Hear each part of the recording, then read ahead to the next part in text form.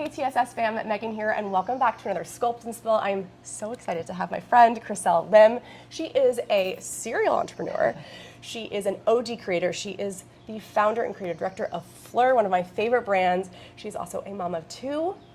I am so happy to have you here. I'm just so happy to be here and see you and work out with you. This is so fun. Yeah, if you have not worked out with we did a 10-minute sculpt and it kicked my butt. It kicked my butt too. It's exactly what I needed for the week. It's what I needed too, I know. Let's just kick things off with Phlur. What you have done with the brand is so inspirational, and I would love to just hear how that started for you, where that journey began. Sure. So it was 4 years ago, so not that long ago, when I took over the brand Phlur. So Phlur was an existing brand before. It looked completely different than what it is today. But we paid respect to the brand because we love what the brand did. They were actually one of the OG fragrance brands that were super transparent with every single ingredient that went into fragrance when that was unheard of back then. So the company was at a place where they needed to find new owners. And myself and my partner, Ben, we love the brand. So we decided to buy the brand and just give it new life. Yeah. And it was a really tricky time for me because I was going through a huge personal life change outside of business. I was going through my own changes of divorce, and it was a very heartbreaking moment for me. And COVID, 2020. And COVID, COVID. It was slightly post-COVID, but it was in that mix of chaos. Yeah. And I wasn't sure. I wasn't confident in myself back then. I was like, I don't know if this is the right time for me to take on a new project, if this is something that I could actually succeed with. But if anything, I was like, this could be a great distraction for me right now. God knows that I need a distraction from my deep, dark space, mental space. And so I kind of took it as a fun project. And what I did with the first fragrance, which is called Missing Person. I hope we all know that. It's like how I became, or how I now know Phlur, but like Missing Person was just such a moment. Yes. And so I was not in a creative, inspired space mentally. And for me as a creative, I always thought that I had to be in a good mental space for me to create something amazing. So I was like, God, what am I going to do? I'm really not feeling inspired to create anything. Yeah. And so that we started from there. And I was like, can we create something where it feels like someone's skin? Because I'm lonely. I'm missing a moment in my life. I'm missing a person. I'm missing being held. Companionship, the closeness, proximity of someone. So I said, as creepy as it sounds, can we bottle up something that smells like someone's skin? Because I want to spray it like on my bed sheets and on myself before I go to bed to just bring me kind of warmth and peace and safetyness before I went to bed. And that's how Missing Person was born. And that story went so viral. And I think it just shows you that a lot of people have gone through similar, whether it's a divorce or not, but heartbreak, feeling of loss and grief and loneliness and heartache. And so even though this was a brand new scent that no one's ever smelled before, we were not at any Sephora's yet, people could not go smell it and then buy it. They heard the story and they were intrigued. And so that garnered a 250,000 person wait list for a brand new scent that no one's ever smelled before, that no one's heard of. And so we kind of created something called, blind buying in fragrance didn't exist back then. And so that was kind of the start of blind buying online with fragrance. And I did not know that it would go quote unquote viral, but I think it just shows you that just being vulnerable and being able to pour your heart into something that is real, people could feel that. Yeah. I think it also goes back to people don't necessarily want to support brands, they want to support people. And for you to be on social media, storytelling what you were going through, which was so vulnerable and so open, and so many people related to that. It was like, oh gosh, well, I need to smell this product, I need to have it. And I think that that's such a great business piece of advice too, to utilize social media in a way that you can help your business, because I think people want to see people's stories online. I always say people don't, of course, there's great products, and Phlur is a beautiful brand with beautiful scents, but there's so many options now, right? So people don't necessarily buy into product, they buy into the brand, right? Yeah. And that's always been day one of what I've been building, is really focusing on building this community. What do we stand for? And for Phlur and for myself, it's really about real authentic emotions and people being able to find themselves within somewhere along the collection, right? That represents them in their life. Yeah. So.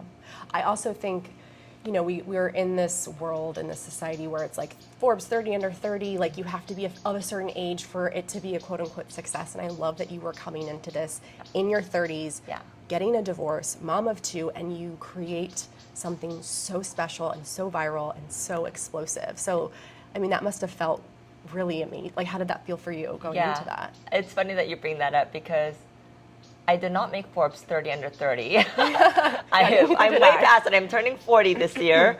But that was always the goal, like 30 under 30, I want to make it. And all my peers were making it. So, I mean, not that I felt like a failure because I didn't make it, but it was like one thing that I always had my eyes on, but didn't make it. Totally fine, survived that. But yeah, I have to say, I think with age and just coming into more experience and wisdom, you're able to move faster and do things better. Like, I've had many failed businesses in the past, and I think I've been able to bring that to Phlur. I'm not saying that Phlur, I mean, it might look like an overnight success to some people because it went so viral, but I also take all of my past learnings that I didn't really win at a lot of businesses and took all those learnings and kind of put everything into Phlur, and you know, it is what it is today. So. And I think, again, just to kind of hone in on what you said, like, it is so important for people to realize it may look like an overnight success, but you have been working hard for years, had failed businesses. Like, it's not going to be the first thing that you do is going to be like an explosive win, you know? What is one thing that you wish you knew before starting a business? If you could look back and sort of tell Chriselle as she's starting Phlur or maybe an earlier business. I think one thing I wish I knew earlier, and I think I've definitely adopted this with my businesses, with Phlur and all my other ventures, is that you don't have to be good at everything just to get started. I think there's a lot of fear of people being like, of the unknown, and that stops them from allowing them to pursue things. Did I know everything about fragrance? No. I also have a childcare business called Boomo. Did I know everything about childcare? Absolutely not. But I've been very good about being aware of my weaknesses and always surrounding myself and patting my team to compensate for the things I'm not great at. And so I learned that early on, and it's still something that I utilize every single day with all my businesses, so I could stay in my creative zone. Of course, as a business owner, you have to have an overall picture of a good understanding of what's going on. So I do tell people in the beginning, you should do everything. Even though you suck at it, you should do everything. Just because how can you lead someone when you don't know how to operate something? It's okay to suck at it, but you have to have a general understanding. And then once you understand that you really should not be doing whatever it is, then bring someone else on to help you. I couldn't agree more. In the beginning of this business, I was doing absolutely everything. What I wish I could go back and tell Megan is that hire faster. Like, I for some reason felt like I had to prove to the world that I could do everything on my own for way too long.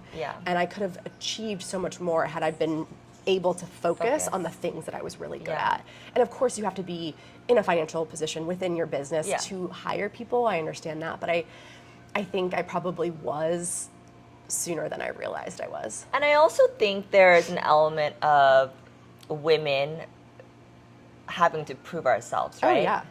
To prove to the world and men around us that we could do this too. But the fact of the matter, what I've also learned is that people actually want you to win. Most people, they want to help you along the way, especially when you're starting off. So even if you don't have the funds necessarily to hire someone full-time or bring on a consultant, because we all know that those things get very expensive, ask for help. Like, don't be afraid to ask for help. I mean, the amount of people that, I mean, I don't want people to be blowing me up all of a sudden because it's not like I run a charity here, but the amount of times, like, my personal friends and family call me, I always take those, I'm happy to help. You know, I feel like I have my success for a reason, and that's really to kind of share my knowledge and experience with the people around me. And I think people do want to help genuinely, so don't be afraid to ask for help. Asking for help, and also, like, Google is your friend. Yeah. The amount of things Google I've had to and Google. ChatGPT. Yeah. Yeah, I didn't have that back then. I wish I mean, did. Yeah. Okay, give me your best and worst business, like advice you've ever been given around business. You can't do multiple things at the same time. I know you can't have it all at the same time, but you can do multiple things at the same time. Yeah. You have to be very smart about how you strategically place your time and your energy. I always got mad at myself because I thought I was all over the place. Like I wanted to do so many different things. And people were like, Chriselle, like you have to focus on one single thing and just focus on that and do that. And I'm like, but I get bored so easily. I want to do so many Yeah. And the truth is, like if you have one focus on one thing and you put maybe it'll go faster. Yeah. But it doesn't necessarily mean that you just have to stay in your own lane. Yeah. I think a lot of people, they start something and they feel like they have to only stay there. It's okay to evolve and change things, and you have to do put yourself in different a things. box. Yeah, you don't need to put yourself in a box, and you could change, Yeah. and that's okay. You don't have to start off and end as the same self. So, I think that's the worst piece of advice. I think the best piece of advice, maybe, and you've heard this many times, and many people have heard it, is fake it till you make it. I've been in rooms with people where I probably shouldn't have been, and I just like act like I was super confident outside because I want to learn, right? I want to learn from these people. They think that I'm like smarter than I actually am with like numbers and finance and all of that.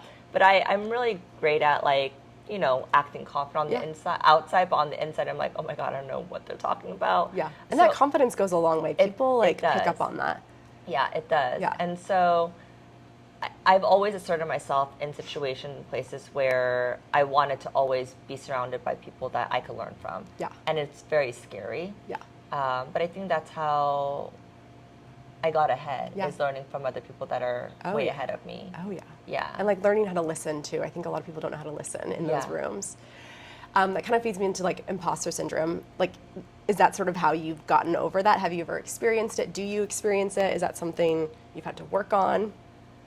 Yeah, I mean, I don't think I necessarily have imposter syndrome anymore because I think people, they feel like an imposter when they're not truthful to themselves. And so back then I was like, I want to act, which is like faking it, like faking that I'm like way ahead than I actually am. That I'm like, oh, I don't know if I should belong here. I used to feel that a lot. But now I'm very aware, and the people that follow me, I'm just so raw and authentic. I'm the type of person that people are like, how are you? And I'm like, oh my God, I'm like, my sister just like, I'm not her baby is sick, and my kids are sick, and like, I just like go in so deep so quick. I just don't do light conversation. Yeah. So I am just very raw and open at this point. So I think when you're super aware of what your abilities and capabilities are, and you're honest with yourself, and you have absolutely no shame about just being truthful to people, I think it takes away kind of that imposter syndrome,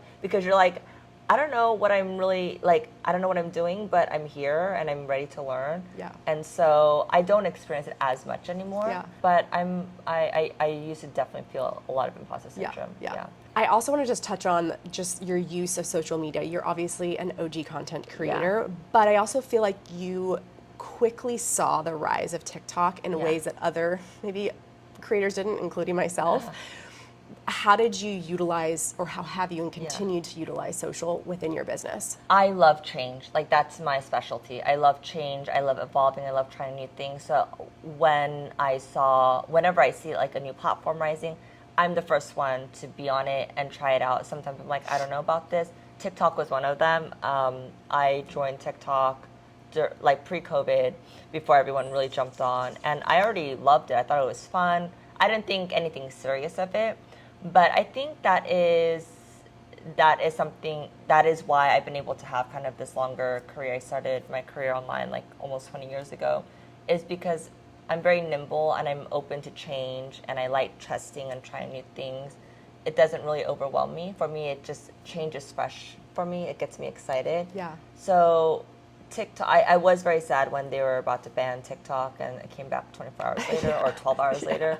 I was really sad about that. But I think it's really about being open to change. And I think running a business on social, running a business just in general, you have to be ready for like to change. Yeah. And I think that is being an entrepreneur, is Yeah. being able to be nimble and Yeah. go with the times. So I personally had a lot of fun with TikTok. Yeah. And how would you describe your audience, like your community on TikTok versus your community on Instagram? Do you feel like they're the same or they're very different? Very different. Okay. Very different. I mean, there's some crossover. Yeah. TikTok, I feel like I could authentically just pop up the camera, talk about something that comes straight to mind. Yeah. And I post it, and people love that type of content. They love the realness. Whereas Instagram, I feel very uncomfortable posting that type of content because it is more of my portfolio. Yeah. It's my curated persona of what I want my brand to represent. And so I think there's a space for everything. I don't think everyone needs to be everywhere. Yeah. But I view TikTok as more of like my diary where I'm just like rambling on. Yeah. And just like verbal vomiting on like whatever I want, whatever comes to mind. People love that because it's just very real and authentic. Yeah. Whereas Instagram, it's for inspiration, right? Yeah. It's for where all the pretty curated things are. Yeah. Yeah. You are a mom of two, and you are running these businesses. Like, what are your hacks? Like, how are you delegating? We have so many busy moms, Yeah. busy working women. Any tips on like how you are structuring things? Co-parenting. Co-parenting. I know that's not feasible for everyone, but honestly, co-parenting has been the biggest gift for me as a working mom. Yeah. Obviously, when it first happened, it was very challenging. The thought of only being with your kids 50% of the time, Yeah. that was heartbreaking, Yeah. right? And I'm almost 5 years in now.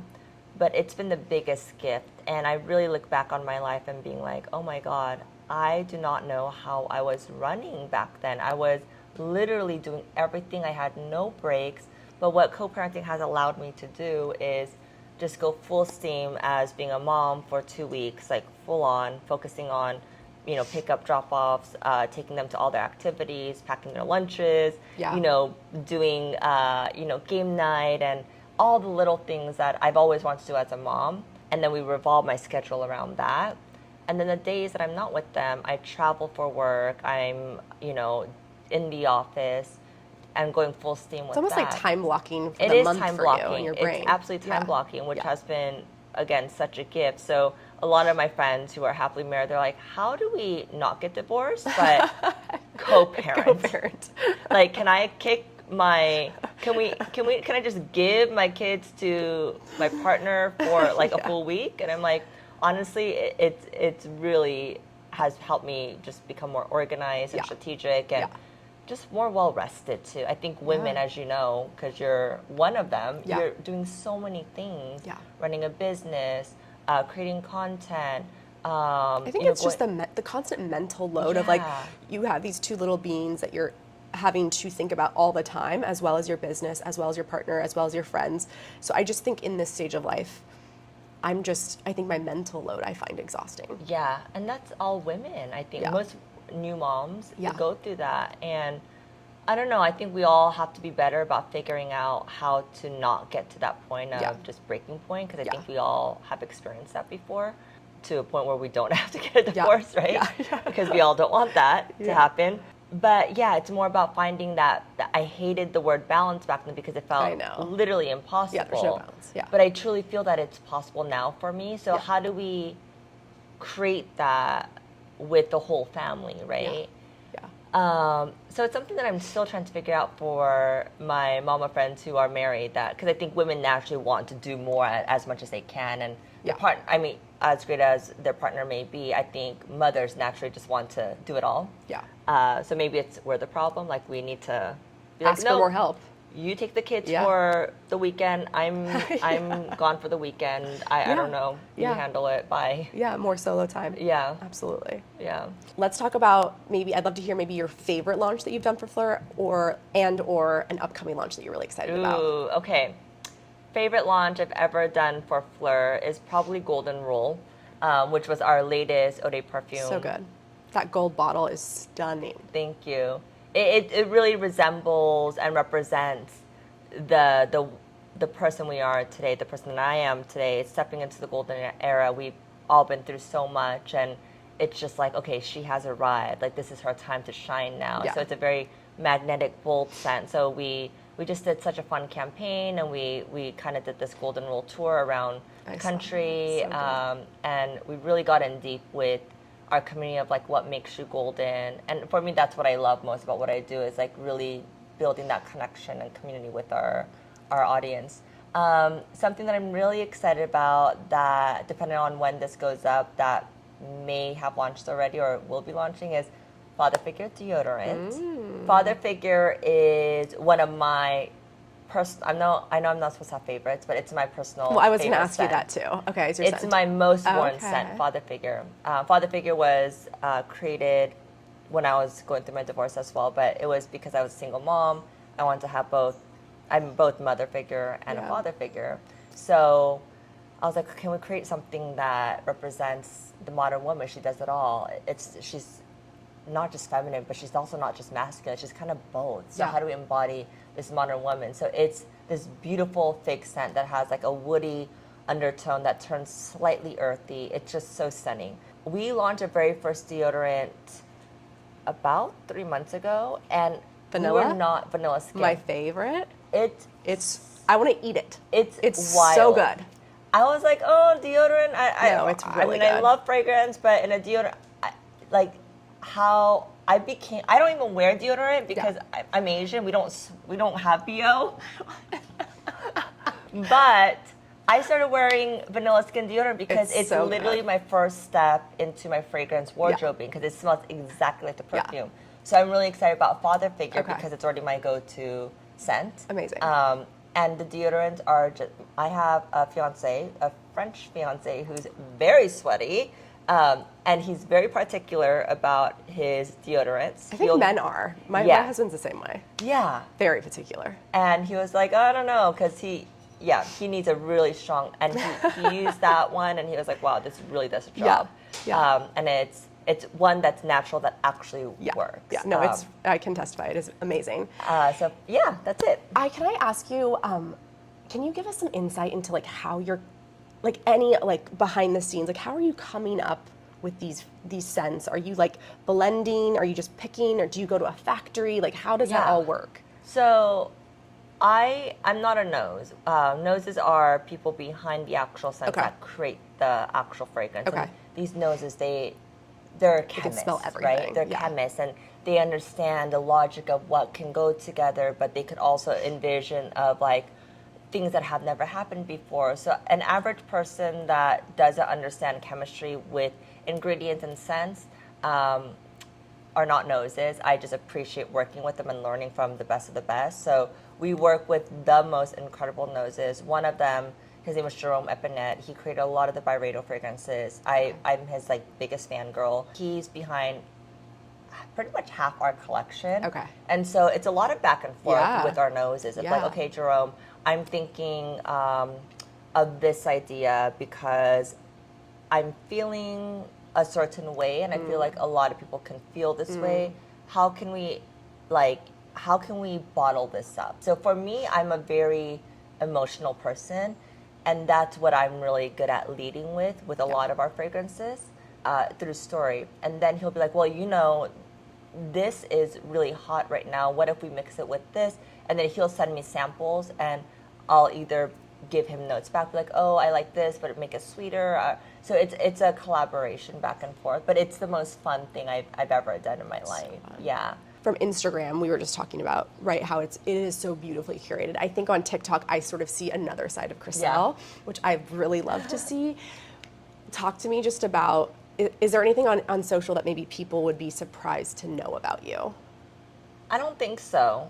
Yeah, you do put a lot out there. I don't think so. In a good way. Yeah, I think if you go onto my TikTok, you really see the version of me.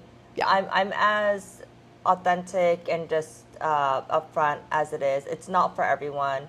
I talk a lot about my beauty journey, plastic surgeries, veneer, like everything. And I'm not afraid. I think it's also coming to an age where I'm like, I'm doing what makes me feel good. Yeah. And I know half of you are going to be like, no, like your natural stuff is the best. fine. I appreciate that you feel that way, but this is something that I want to do.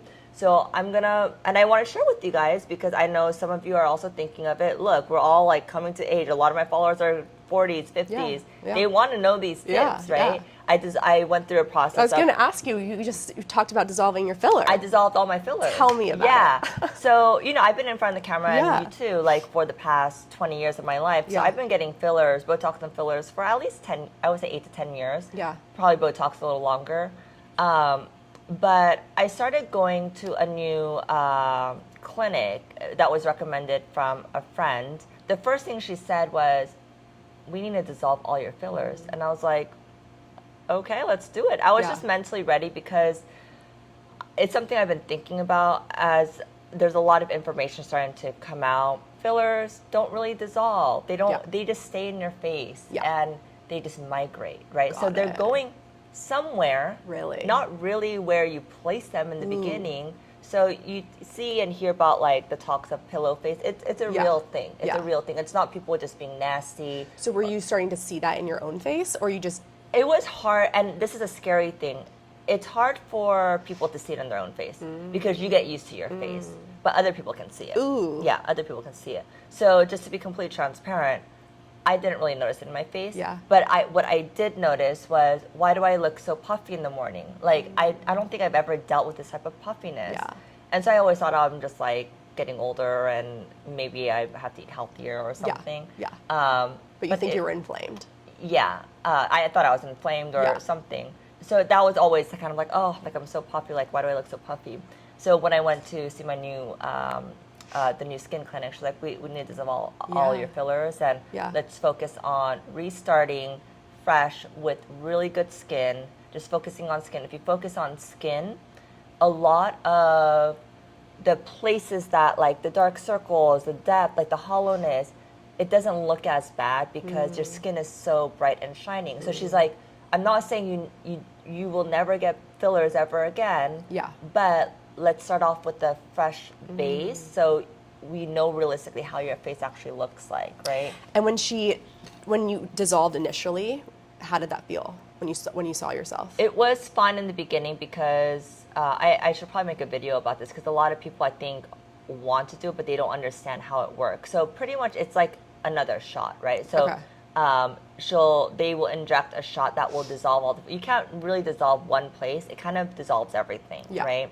You start seeing it go down, but you don't really see everything go away until about a week. Got it.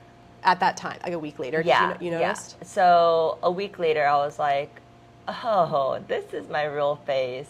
It just took some time to get used to. Yeah. But then I started focusing on other things, right? I focused on things, long-term strategy versus like right now. Like I want to be filled and plumped right now. Yeah. So really focusing on just like skin treatments and other things that will just bring long-term effects. And now I'm starting to see it, but it took about 2-3 months for me to get here. Yeah. Because at first I was like, oh my God, did I do the right thing? I don't know. I look kind of crazy.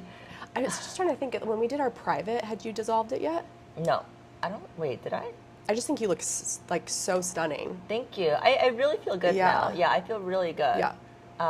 So that, I think going back to the question is, I think because of me coming to age and me having 2 little girls, I try to really model the person I want them to watch on social, because they're not on social yet, but eventually they will, and they're gonna find all my content. Some of the old content, I'm like, oh, maybe I shouldn't have posted those things, but like moving forward, you can archive it, delete it. But moving forward, I want them to see realness. I want them to see authenticity. I want them to, if there's a beautiful person, they're not pretending that that's how they woke up looking like that. I want them to see like, yeah, this is not me. Like I've had to get work done, or I had to edit this to look like this, whatever it is. Yeah. Even with my girls, because they clearly know what I do for a living, because I'm always filming, I'm always shooting. I let them sit and watch me film and watch me edit, because I want them to not be just like passively scrolling and consuming later on. I want them to look at things and be like, oh, that must have taken a long time to like actually edit. Yeah. So I want them to be more of a creator mindset. Yes. Which I think is a very different mindset than just consuming. Yeah. Also, because you don't, I think, realizing when you see someone that looks like perfection, and if you can see the filter that maybe they've used or the editing style, it looks it's consumed a little bit differently. Yeah, I think so. Yeah. And look, I think we're the first generation to raise kids that are like on social, with a phone basically, and I think we're all learning as we go. But I try to do the best as I can. Yeah. I'm trying to stay away from giving them the phone. My oldest is 10, so we'll see how long it takes until she starts asking. I'm okay for now because she hasn't asked yet. Yeah. But we'll see. Well, thank you so much. This was such a beautiful conversation. I'm going to link out Phlur in the description of the video. Definitely check out the new deodorant and all of the fragrances. And also check out our quickie sculpt that we got to do together. Thank you so much, Chriselle. Thank you. This was so much fun. I always say that this is really sneaky because we're already feeling it. It looks easy, but it's not. So the focus here is really going to be this side booty, that outer thigh. Pull. Keep the weight shifted forward. Now cross your body for me. Cross it 4. This is your home stretch. Do not give up. Oh my goodness. Dripping sweat.